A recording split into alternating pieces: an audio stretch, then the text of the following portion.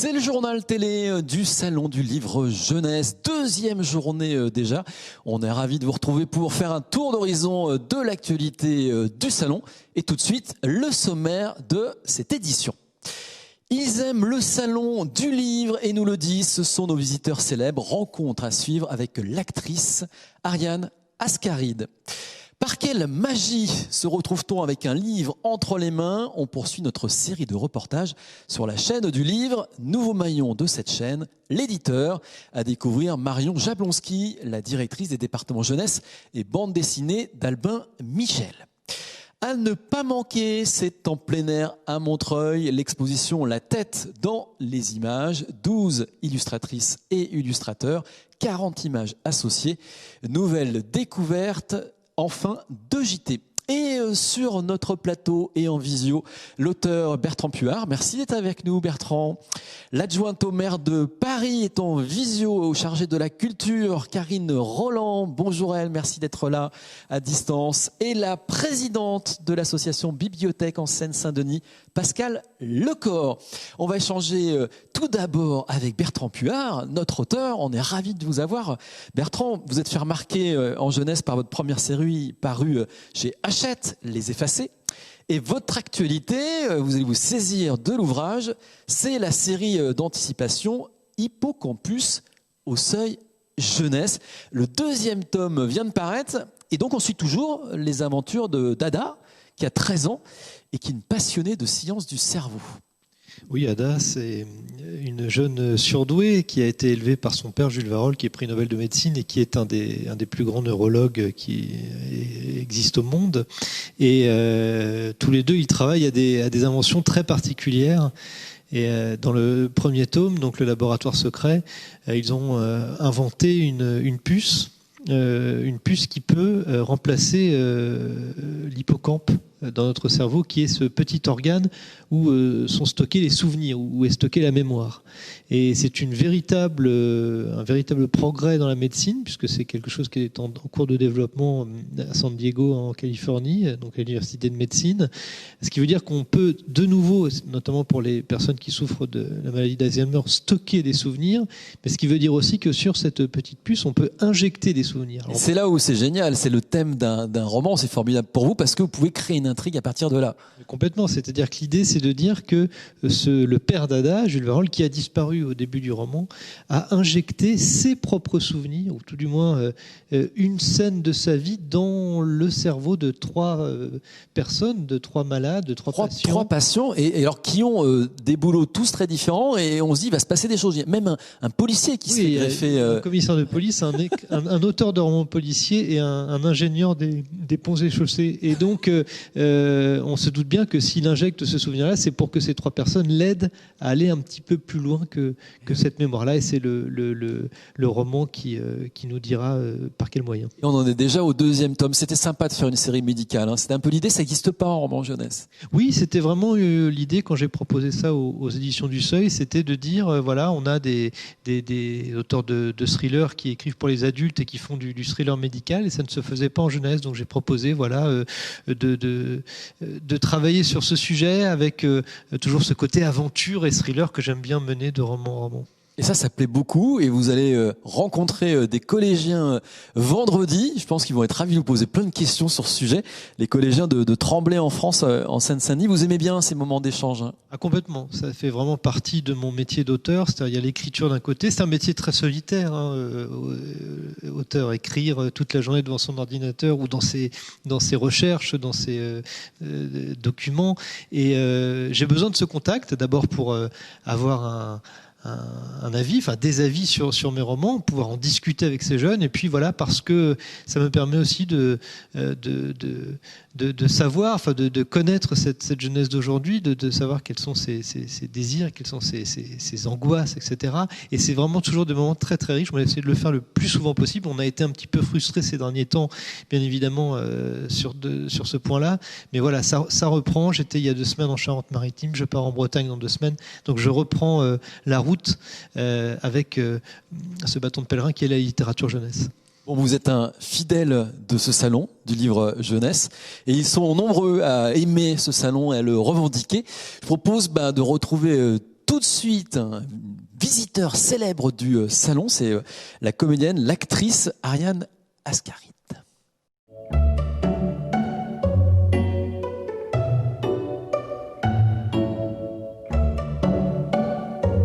J'y suis allée avec mes enfants. Après, mes enfants ont pris très vite l'habitude d'y aller toute seule. C'était le salon du livre de la jeunesse. C'est, je ne sais pas comment vous dire, c'est comme Noël ou Pâques. C'est complètement entré dans l'histoire familiale. Et ma deuxième fille travaille chaque année maintenant au salon du livre, le temps de la durée du salon du livre.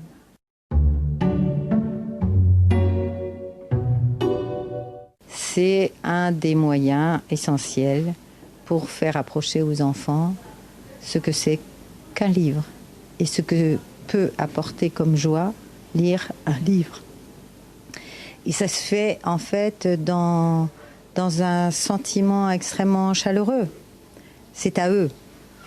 Donc si vous voulez, d'un coup ça rentre dans leur monde. Le salon du livre de la jeunesse, il est fait pour les enfants.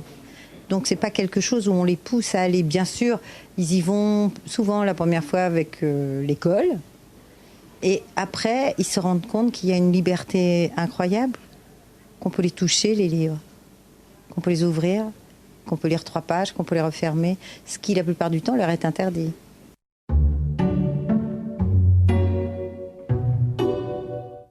On apprend à un enfant à marcher, on lui apprend à manger, on lui apprend à lire, on lui apprend à regarder déjà et à avoir du plaisir à regarder en commençant à regarder des dessins. Si vous voulez, le rôle d'un parent, effectivement, c'est d'initier son enfant. Mais je crois qu'il faut à un moment donné prendre sa responsabilité. Quand un enfant va se coucher, lui raconter une histoire, ça prend absolument 5 minutes. Parce que ce qui est important, c'est de faire fructifier l'imaginaire d'un enfant. Or, un enfant, il a 100 fois plus d'imaginaire qu'un adulte. Donc ce qu'il faut, c'est l'arroser. Et après, pour que cet imaginaire continue à se nourrir, il faut lui laisser des livres. Merci Ariane Ascaride pour ce sympathique petit mot.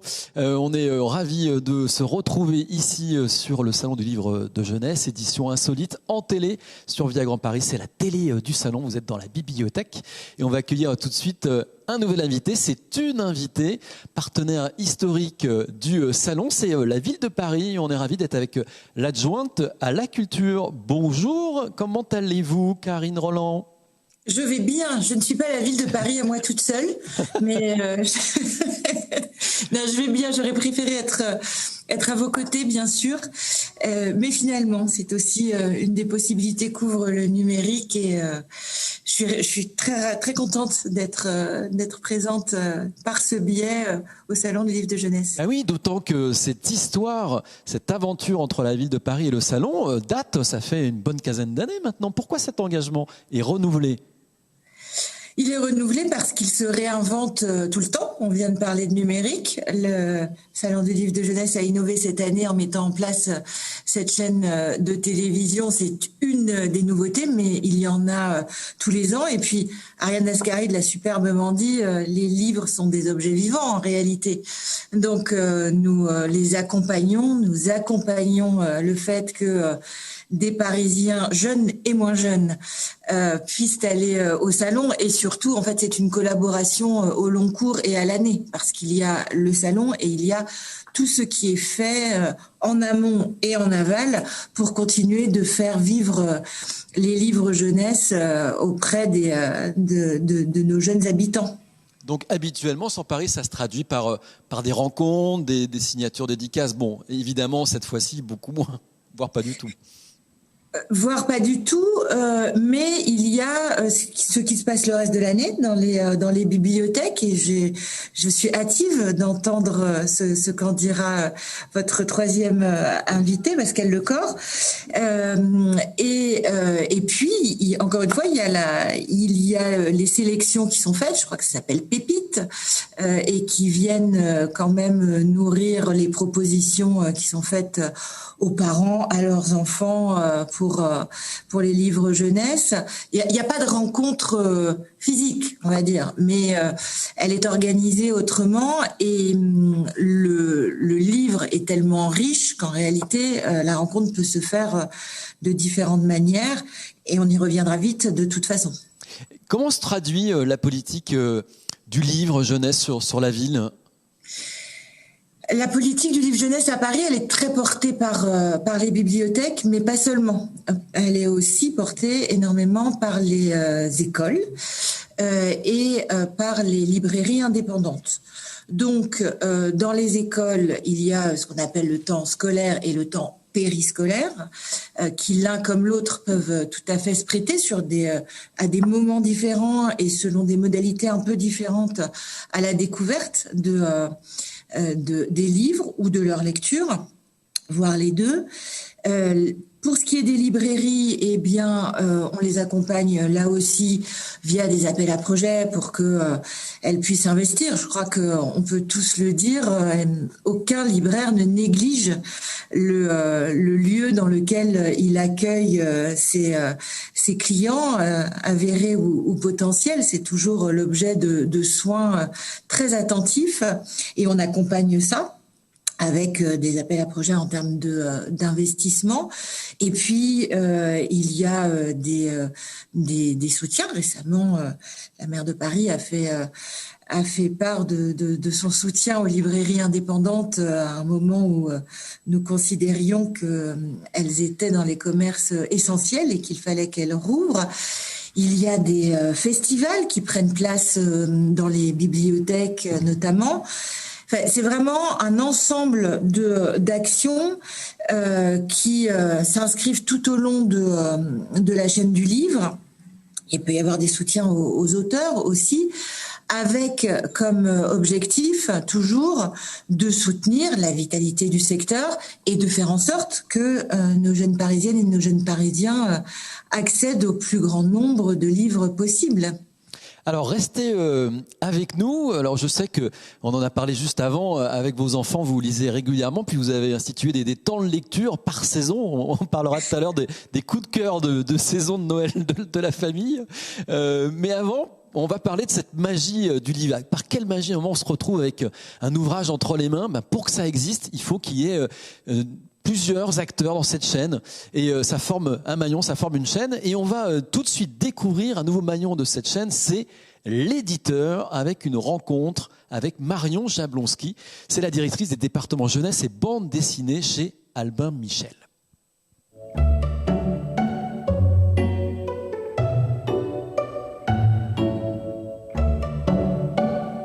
L'éditeur, je le situe vraiment comme un pivot, puisqu'en fait, il tient la main de l'auteur en amont et il tient la main du libraire en aval, mais en même temps, il y a plein d'intermédiaires, plein de technicité et de talents qui interviennent pour fabriquer un livre, puis pour le commercialiser et l'amener dans les mains des jeunes lecteurs. Les projets nous arrivent soit naturellement, c'est-à-dire des auteurs qui nous écrivent et qui nous proposent des ouvrages sur lesquels on s'arrête parce qu'on a un coup de cœur ou parce qu'on pense que cet ouvrage vraiment va trouver sa place dans le catalogue qu'on a envie de construire. Soit l'éditeur est à l'origine d'une commande, il a une idée, un projet et il se dit mais avec qui aurais-je envie de le faire? Qui serait capable de traiter ce sujet mieux qu'un autre? Et donc à ce moment-là, il va contacter lui, un auteur, un illustrateur et leur proposer de travailler. Quand l'auteur est donc souvent l'illustrateur dans nos domaines du livre jeunesse nous ont confié leur œuvre, nous avons aussi comme devoir de l'éditer le mieux possible. Donc pour ça, on a de multiples partenaires et surtout des partenaires extrêmement précieux en fabrication. Le livre jeunesse est un objet qu'on soigne de toutes les manières, aussi bien pour les toutes petites mains que pour les adolescents qui vont tomber fous amoureux d'une couverture de roman qu'on aura particulièrement soigné. On a en effet des partenaires qui sont les photograveurs. C'est eux qui, à partir de l'original que nous a confié l'illustrateur, vont les convertir avec des outils numériques pour nous permettre de les imprimer. Et bien sûr, les imprimeurs qui vont être plus ou moins spécialisés pour imprimer des images en couleur ou au contraire des romans à l'encre noire.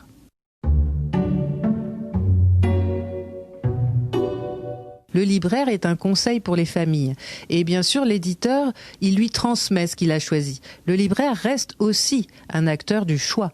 Tous les libraires ne proposent pas les mêmes livres et ne vont pas les mettre dans les mêmes mains. Et c'est cette chaîne aussi qui, permet la diversité de l'offre sur notre marché du livre jeunesse, qui est vraiment une exception française. Merci Marion Jablonski. On est content d'en savoir un peu plus sur votre métier d'éditrice. Alors, c'est la fête du Salon du livre jeunesse, c'est la fête tout court du livre en Seine-Saint-Denis grâce à ce rendez-vous annuel à Montreuil. Et on a le plaisir d'accueillir la présidente de l'association des bibliothèques en Seine-Saint-Denis, Pascale Lecor. Merci pour votre invitation. Et on est ravis de vous avoir parce que c'est vrai que la fête, elle se poursuit chez vous, dans vos bibliothèques, médiathèques. Eh bien, depuis peu, on a enfin pu rouvrir et c'est avec un grand plaisir. Cette année a été compliquée pour le salon qui a merveilleusement réussi à rebondir, je trouve, et je félicite nos amis du salon d'avoir réussi cette édition avec cette télé.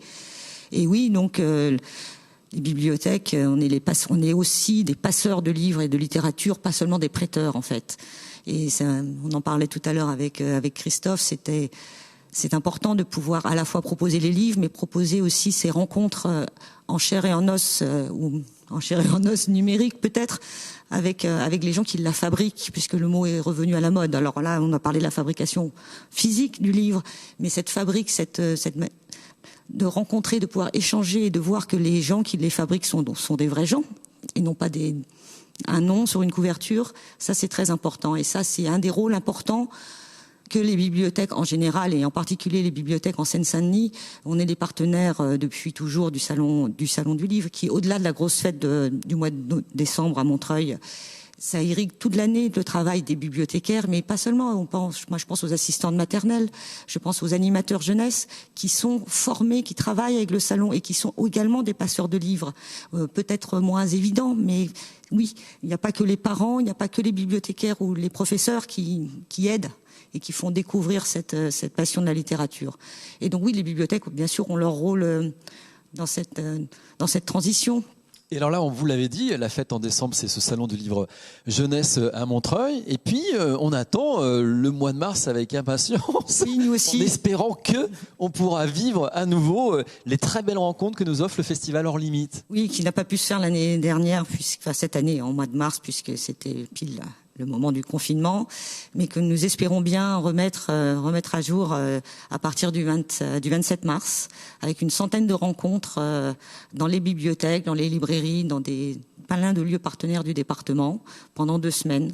Et donc, c'est un moment important justement de faire passer cette littérature contemporaine en train de se faire avec les auteurs qui sont là et qui échangent, et que le lecteur, qui vient en bibliothèque devienne aussi un public de la littérature. Voilà. Puisque comme les enfants, les adultes aussi vivent d'autres vies que la leur en lisant les livres. On est tous un peu en lisant, pas forcément un prince ou une princesse, mais en tout cas, on y rentre. Je vois que vous avez pris le livre de Dumas, mais oui, ça marche quand on est petit, quand on est grand, et on a tous besoin de cette plongée. Exactement. Alors justement, puisque vous en parlez, on a envie de vous demander à tous les trois, à nos invités sur place et à distance, quels sont les livres du moment que vous conseilleriez, soit un livre que vous lisez avec vos enfants ou un livre qui a marqué votre jeunesse. On va demander à l'adjointe au maire de Paris avant qu'on la retrouve en visio, mais peut-être d'abord à Bertrand, vous nous avez ramené un Alexandre Dumas. Oui, moi j'ai ramené Le Comte de Monte Cristo d'Alexandre Dumas, qui est un grand classique du roman d'aventure, mais pas que. C'est un livre moi qui m'a profondément marqué quand je l'ai lu pour la première fois. Je devais avoir 10 ans, et c'est un livre qu'on peut relire comme tous les grands romans. D'ailleurs, on peut les relire des dizaines de fois, et à chaque fois on y trouve des choses différentes, des manières narratives, enfin plein de choses. C'est vraiment un roman clé pour moi. Bon, et alors, est-ce qu'elle est toujours avec nous, Karine Roland, on va vous demander, vous, alors, vous lisez avec vos enfants en ce moment des livres de Noël, déjà? Oui, ça fait partie des rituels qu'on fait évoluer dans l'année. Et c'est vrai que là, on rentre dans la période des livres de Noël, comme vous le dites, avec un livre que j'aime beaucoup parce qu'il est il est dans le partage, il évoque la transmission et il est aussi drôle et très bellement illustré, qui s'appelle Le sapin de Monsieur Jacobi. C'est un classique. Eh ben, merci beaucoup pour ce classique, de nous avoir conseillé. Et vous, alors, Pascal?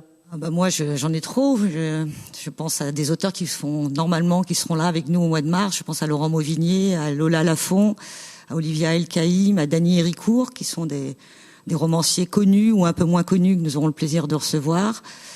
J'ai, moi, ramené un livre pas si récent, mais... L'auberge de nulle part. Roberto Innocenti, qui est un illustrateur italien. C'est merveilleux, c'est le réalisme magique en images. Bon, super, merci Pascal, merci à tous les trois. Et je vous propose que nous nous quittions avec un retour sur les illustrateurs et illustratrices de la belle exposition qui se tient actuellement, place Aimé Césaire à Montreuil. On va découvrir le travail d'une illustratrice.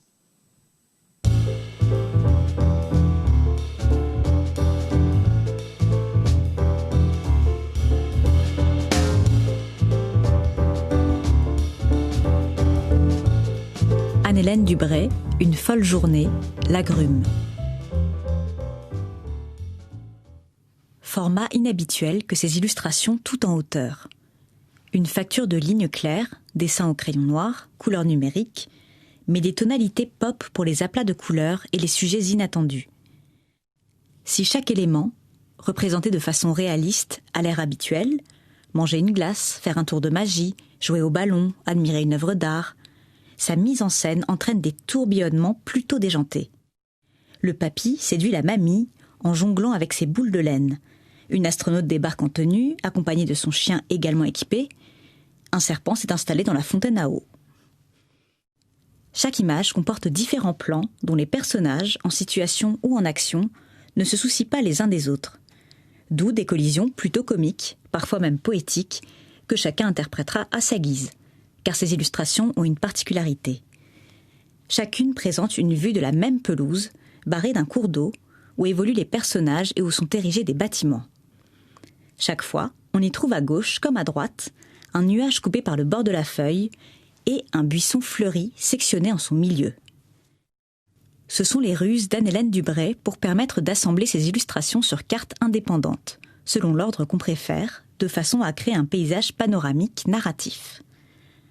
Avec ses 14 cartes illustrées, son myriorama permet des combinaisons quasi à l'infini. 87 178 291 200 pour être précis. On imagine la difficulté à établir le storyboard. Il fallait que les images proposent une grande diversité et une richesse de décors, de personnages, d'animaux, pour permettre de nommer, de décrire, explique la créatrice. Il fallait aussi développer les interactions possibles d'une carte à l'autre par des correspondances et des trames narratives, de l'ordre du gag, de la devinette ou de la narration. Foisonnantes, les illustrations occupent tout l'espace, partagées entre scènes principales et petits éléments annexes. Avec un intérêt marqué pour le farfelu à la Buster Keaton ou Hergé et le décalé à la Glenn Baxter. À chacun de composer son histoire. Anne-Hélène Dubray aime explorer le trait et le sens, la fausse normalité dans un dessin d'apparence simple. Elle cultive un imaginaire poétique et absurde auquel elle donne libre cours dans des scènes cocasses où tout est à regarder. Ouvrez grand les yeux, car tout a du sens ou en mérite.